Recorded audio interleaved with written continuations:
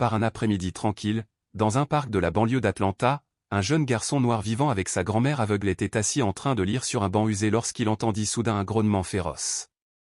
Un gros chien s'était échappé et chargeait une petite fille. Sans hésiter, il courut vers elle, se servant de son corps pour la protéger, et fut grièvement blessé. Ce qu'il ne savait pas, c'est que le père de la jeune fille était un musicien célèbre qui transformerait son acte de bravoure silencieux en une chanson qui émouvait une nation entière. C'était un après-midi calme dans la banlieue d'Atlanta, ce genre de silence qui flottait dans l'air comme une douce berceuse. Les feuilles dorées virevoltaient doucement entre les branches fatiguées des érables, se déposant sur les sentiers sinueux du vieux parc municipal. Le parc était toujours tranquille à cette heure-là, juste une poignée de personnes âgées se promenant tranquillement, quelques enfants accompagnés de leurs nounous, et de temps en temps un jogger qui passait, écouteurs sur les oreilles.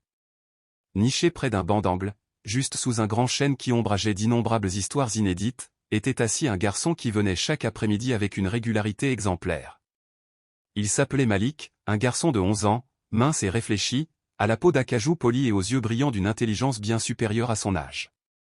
Il portait des vêtements de seconde main, propres mais délavés aux coutures, et portait toujours sur lui un carnet en cuir usé aux pages gondolées et aux notes griffonnées ce jour-là. Comme beaucoup d'autres, Malik était assis en tailleur sur le banc, lisant à voix haute et tranquillement pour sa grand-mère, Miss Loretta, qui était aveugle mais prétendait pouvoir parfaitement voir l'âme d'une histoire tant que Malik était celui qui la lisait. Mademoiselle Loretta avait élevé Malik depuis l'âge de 3 ans, après la perte soudaine de ses parents dans un accident de voiture, par une nuit pluvieuse dont il se souvenait à peine. Ses cheveux étaient argentés, comme le silence de l'aube. Bien qu'elle marchât lentement avec une canne, elle se tenait avec la force tranquille de quelqu'un qui avait surmonté les épreuves et appris à les affronter sans amertume. Chaque après-midi, Malik la guidait prudemment jusqu'à leur banc, lui racontait le livre qu'il avait trouvé à la friperie de l'église cette semaine-là, puis l'aidait à rentrer avant la nuit. Il n'avait pas grand-chose, juste une petite maison en bois à la limite du quartier avec un jardin envahi de soucis. Mais ils avaient un rituel, et ils étaient là l'un pour l'autre. Non loin de l'endroit où Malik lisait, une petite fille aux boucles dorées sautillait sur les pierres de guet près de la fontaine. Elle n'avait pas plus de 8 ans, vêtue d'une robe jaune pâle et de minuscules baskets blanches qui brillaient comme des pièces neuves. Elle s'appelait Lily Whitmore, et bien qu'elle eût emménagé dans le quartier 2 semaines auparavant, elle était déjà devenue un mystère pour les autres enfants, qui la voyaient rarement dehors. La vérité était que son père, James Whitmore, un musicien de renommée mondiale qui avait disparu de la scène publique après le décès de sa femme, l'avait amené ici pour échapper au bruit du monde et à la douleur d'une maison qui résonnait trop fort de souvenirs. Lily avait déjà vu Malik une fois par la fenêtre de la voiture en passant devant le parc, une autre fois depuis le balcon de leur maison de location surplombant la lisière sud du bois. Il y avait quelque chose dans sa façon de tenir le livre, dans la façon dont sa voix résonnait comme une musique lorsqu'il lisait à voix haute à Mademoiselle Loretta, qui la rapprochait chaque jour un peu plus de lui. Elle se cachait derrière des bancs, faisait semblant de chasser les papillons, n'importe quoi pour écouter un peu plus longtemps. Elle aimait la façon dont il prononçait les mots avec soin, comme s'il savait que chaque syllabe avait un cœur. Bien qu'il n'ait jamais échangé plus qu'un regard, elle avait décidé au plus profond de son cœur d'enfant qu'il était comme les garçons des contes de fées que sa mère lui lisait, calme, noble et peut-être, juste peut-être, un brin magique. Cet après-midi-là, alors que le soleil déclinait et peignait le parc de teintes ambrées et rosées, Malik lisait un passage sur un brave chevalier qui avait sauvé un village par son courage et sa gentillesse. Lily, non loin de là, était assise en tailleur dans l'herbe, faisant semblant d'empiler des glands, mais ses oreilles étaient entièrement rivées sur sa voix. Mademoiselle Loretta, souriant doucement, pencha la tête en arrière comme si elle observait les nuages, bien qu'elle ne les voyait plus. La brise bruissait doucement, le monde était en paix, et pendant un instant, le temps sembla s'être enroulé pour une sieste. Mais le silence ne dura pas. Toutes les histoires n'attendent pas que leur chapitre soit tourné en douceur. Certaines arrivent avec un grognement et ce grognement était plus proche qu'on ne l'imaginait.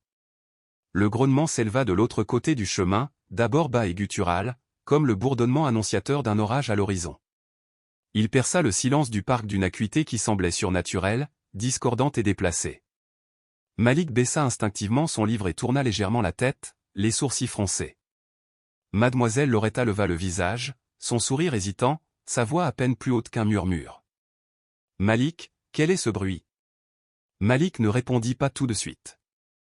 Son regard scruta le lointain, fixant le mouvement flou près de la haie, là où le sentier serpentait brusquement derrière la fontaine. Ce qu'il vit lui coupa le souffle. Une masse de muscles et de poils, un Rottweiler aux yeux hagards de panique avait lâché sa laisse, probablement dans l'une des maisons fermées voisines, où l'on achetait des chiens plus pour la sécurité que pour la compagnie. Il dévalait maintenant le chemin à toute vitesse, désorienté, une chaîne détachée se balançant à son collier et de la mousse aux commissures de sa gueule. Plusieurs adultes se dispersèrent sans hésitation, attrapant leurs enfants, renversant gobelets et sacs plastiques dans la précipitation. Les quelques pigeons qui se nourrissaient près des bancs s'envolèrent dans un vol explosif. Mais au milieu de ce chaos soudain, une silhouette resta figée aux petites, les yeux écarquillés, totalement inconsciente du danger qui la frappait, Lily. Elle s'était levée pour mieux observer les écureuils dans les broussailles lorsque le monde autour d'elle s'est embrasé. Elle se retourna juste à temps pour voir le chien chargé, et son corps se raidit comme si la peur avait soudé ses chaussures au sol. Sa bouche s'ouvrit, mais aucun son n'en sortit. Ses bras pendaient mollement le long de son corps.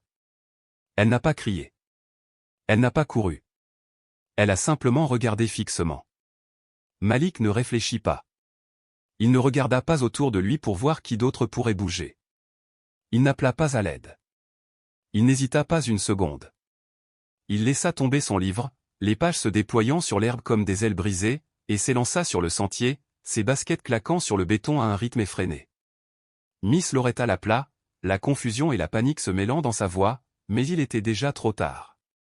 Malik avançait avec la force brute et sans filtre de l'instinct, le genre de courage qui n'attend pas d'être nommé. Il atteignit Lily juste au moment où le chien bondissait, ses pattes quittant le sol en un arc de cercle sauvage, dents découvertes, son grognement devenu assourdissant. Il ne se protégea pas.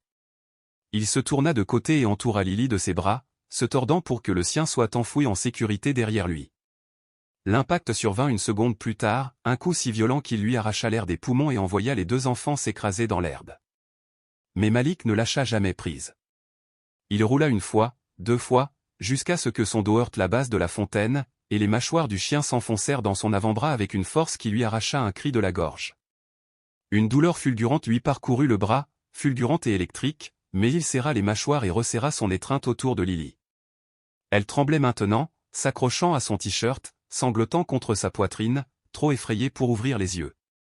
Le chien grogna et tira, essayant de libérer ses dents, creusant plus profondément à chaque secousse. Du sang imprégna la manche de Malik et goûta sur l'herbe. Sa vision se brouilla, ses oreilles bourdonnèrent, mais il ne lâcha pas prise. Il se déplaça pour empêcher l'animal d'atteindre le visage de Lily, se recroquevillant davantage, serrant les dents si fort qu'il crut qu'elles allaient se briser. Quelque part dans le chaos, quelqu'un a crié à l'aide.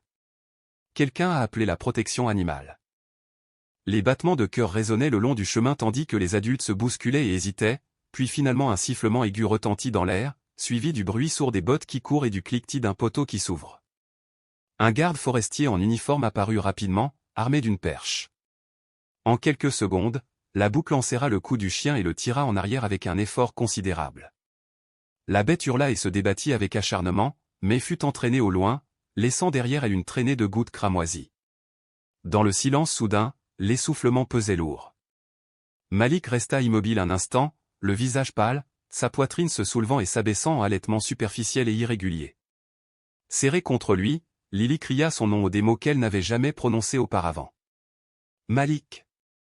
« Malik !» murmura-t-elle à plusieurs reprises entre deux sanglots, sa voix brisée par une culpabilité enfantine et crue, celle qui naît du fait d'être petit, figé et d'avoir besoin d'être secouru.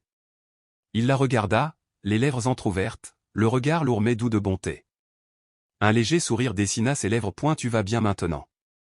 C'est ce qui compte. » Puis, sa tête retomba en arrière, ses paupières se fermant lentement tandis que le monde disparaissait dans l'écho lointain des sirènes qui sifflaient à travers les arbres. Le dernier son qu'il entendit fut la voix de Lily qui l'appelait à un fil fragile qui l'ancrait au monde éveillé. La chambre d'hôpital était silencieuse, à l'exception du léger bip des moniteurs et du sifflement régulier de la valve d'oxygène près de son lit. Ces bruits ambiants persistaient comme un silence sacré dans une église, longtemps après la dispersion des fidèles. Malik gisait immobile sous une fine couverture bleue. Son bras droit était enveloppé de gaz et soigneusement soulevé. De légères ecchymoses noircissaient ses côtes, et au-dessus de son sourcil, une coupure en forme de papillon avait été méticuleusement recousue par une infirmière qui avait lutté contre ses larmes en travaillant.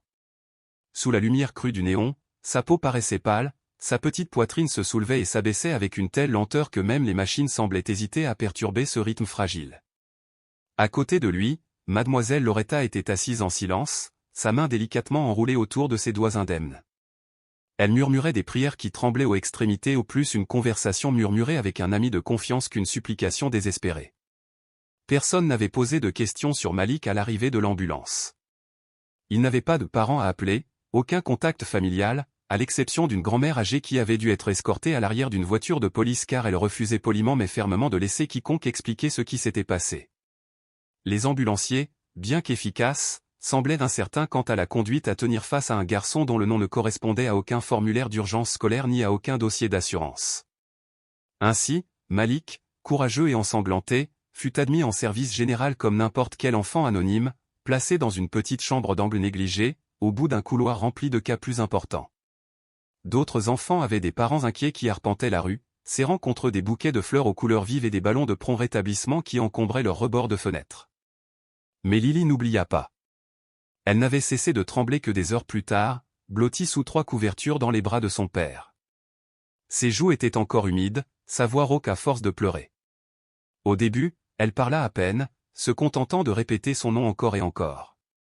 Quand James Whitmore la calma enfin en lui offrant un chocolat chaud et une berceuse jouée sur le piano qu'il n'avait pas touché depuis des mois, elle leva vers lui des yeux trop vieux pour son âge et dit simplement « Il m'a sauvé, papa ».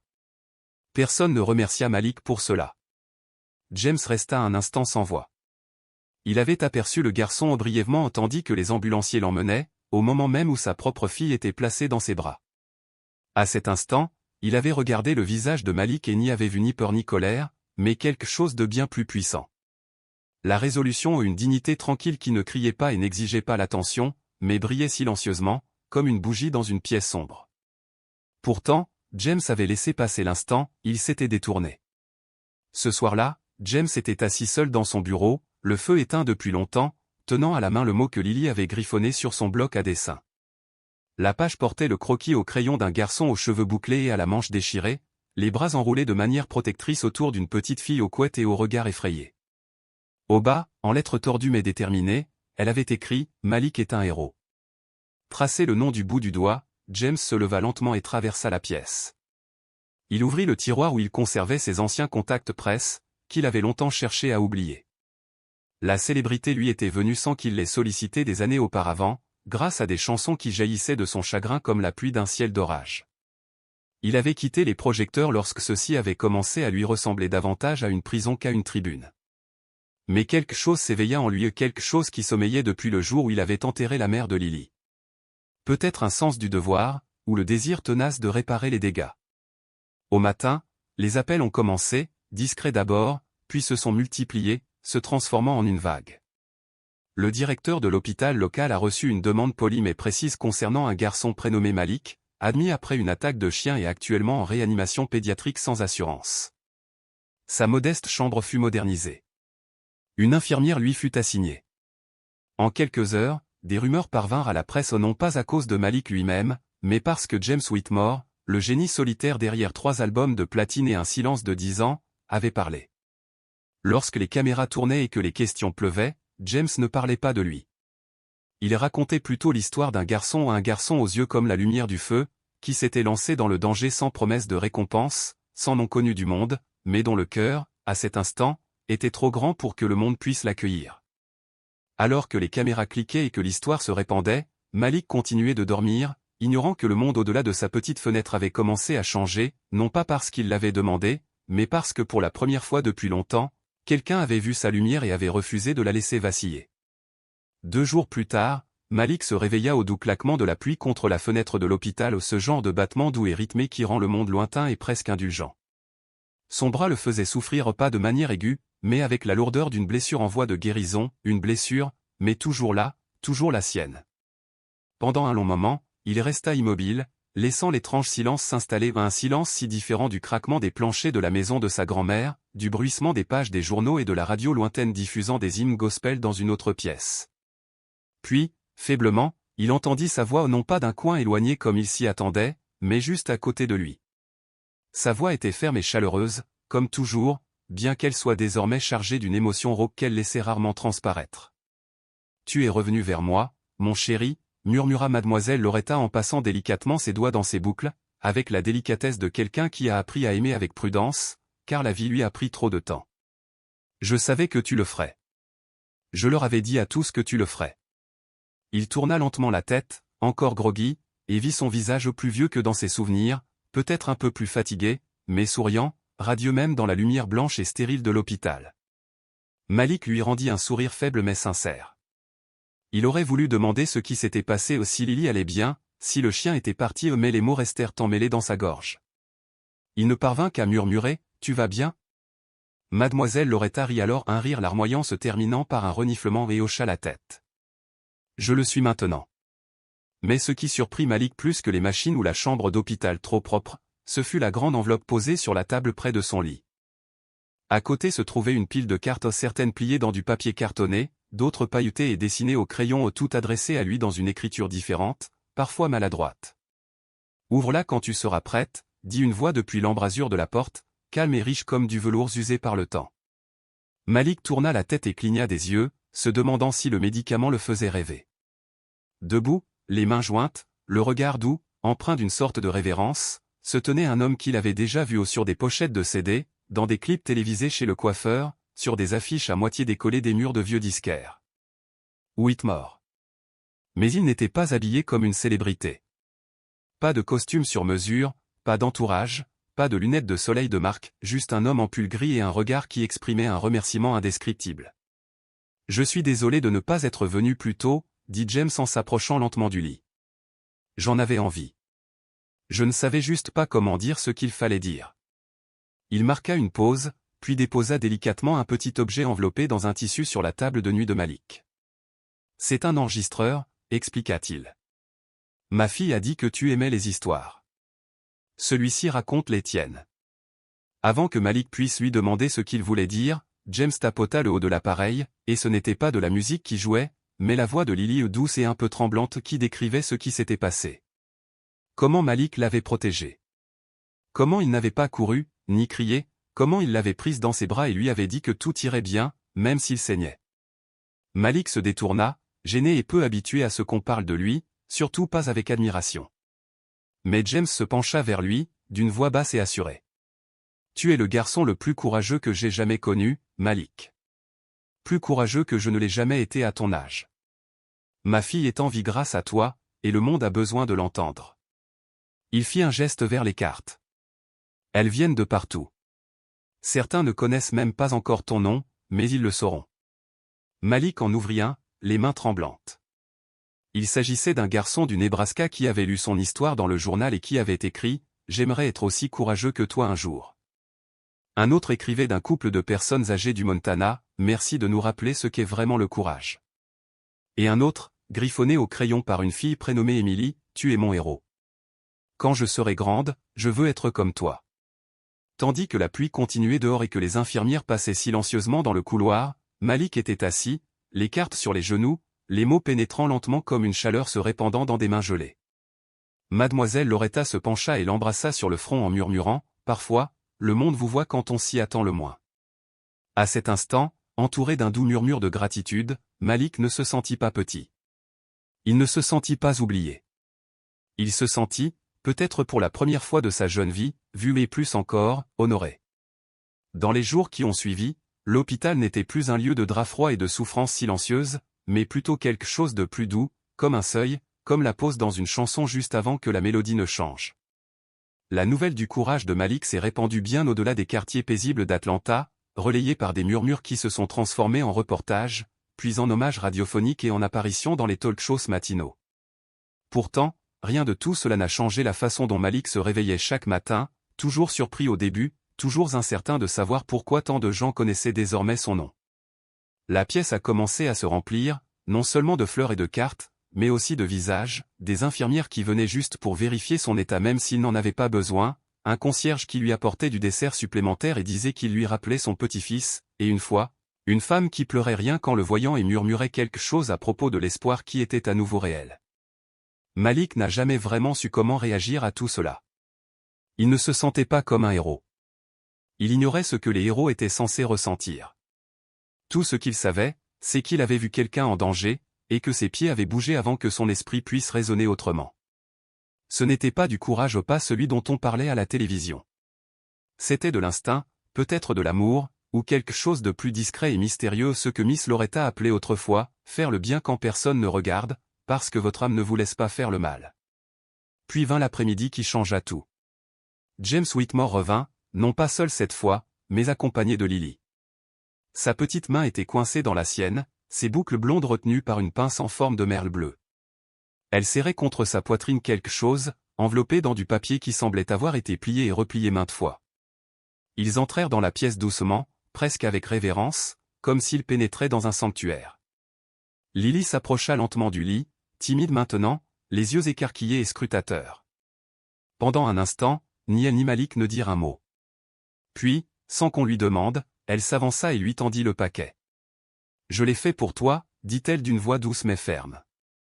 Malik déplia le papier et trouva sa cape de héros aux coups humains avec des lignes tordues et des patchs colorés, visiblement découpés dans un vieux t-shirt de concert de son père. Au dos, avec de la colle scintillante et des lettres irrégulières, on pouvait lire « Mon héros ». « Je ne connaissais pas ta couleur préférée », ajouta-t-elle rapidement, « alors je les ai toutes utilisées. » Malik regarda la cape, puis de nouveau Lily. Pendant un instant, sa gorge lui parut trop serrée pour parler. Il hocha doucement la tête, puis tendit sa main indemne pour prendre la sienne. Elle la serra sans crainte, cette fois. Il y avait désormais quelque chose de non dit entre eux, un fil qui les liait sans avoir besoin de mots, la gratitude d'un enfant et le sacrifice d'un autre enfant, enveloppés ensemble dans quelque chose de sacré. James s'éclaircit la gorge, puis sourit un vrai sourire, celui qui lui montait aux yeux et chassait la tristesse qui y vivait depuis la mort de sa femme. « Nous espérions, commença-t-il prudemment, que lorsque vous serez assez fort pour partir d'ici, vous pourriez envisager de nous rejoindre sur scène pour quelque chose de spécial. » Il marqua une pause, observant l'expression perplexe de Malik. « J'ai écrit une chanson, Malik. Sur cette journée au parc. Sur toi. Ce n'est pas que de la musique. C'est un message. Les gens ont besoin d'entendre ce que signifie agir avec son cœur. » Mademoiselle Loretta se redressa sur sa chaise, ses mains toujours posées de manière protectrice sur le bras de son petit-fils. « Il n'est jamais monté sur scène, dit-elle doucement, non pas en guise d'objection, mais plutôt comme un rappel. » James hocha la tête. « Moi non plus, autrefois. » L'événement fut planifié rapidement, sans toutefois être précipité. Il devait se tenir dans le parc, celui-là même où tout s'était passé, mais avec une estrade en bois surélevée, des rangées de chaises pliantes et des lanternes suspendues comme des lucioles. Le maire y assisterait, ainsi que les équipes de presse, les familles du quartier, les anciens de l'église et les écoliers. Mais plus que tout cela, les camarades de classe de Malik étaient venus. Certains le connaissaient à peine, d'autres n'avaient jamais prononcé son nom. Ils étaient venus parce qu'ils avaient entendu l'histoire et voulaient voir de leurs propres yeux le garçon qui avait accompli ce que la plupart des hommes adultes hésitaient à faire. Lorsque Malik monta sur scène, guidé par Miss Loretta d'un côté et Lily de l'autre, il portait fièrement la cape, son patchwork flottant dans la brise chaude du soir. Il ne parla pas, du moins pas au début. James se tenait à côté de lui, une guitare à la main, ajustant le micro, puis fit un signe de tête à Malik. Au premier léger grattement de cordes, le monde sembla se taire. La chanson, intitulée Le garçon à la cape, n'était ni bruyant ni dramatique. C'était lent, réfléchi et tendre, tissé de paroles qui présentaient Malik non pas comme un mythe, mais comme un enfant qui a fait un choix sans que personne ne le lui demande. Alors que les dernières notes se transformaient en silence, la foule se leva, non pas par obligation, non pas parce qu'elle y avait été invitée, mais parce que quelque chose en elle reconnaissait la vérité lorsqu'elle l'entendait. Malik regarda la mère de visage et, pour la première fois, il comprit ce que signifiait être vu, non pas pour ce que l'on a ou ce que l'on porte, mais pour qui l'on est lorsque le monde se détourne. À cet instant, avec les étoiles au-dessus de lui et la cape qui lui effleurait l'arrière des jambes, Malik ne se sentait pas comme un garçon des marges du quartier. Il ressentait ce que Lily avait écrit sur son dessin. Il se sentait simplement et profondément comme quelqu'un qui comptait.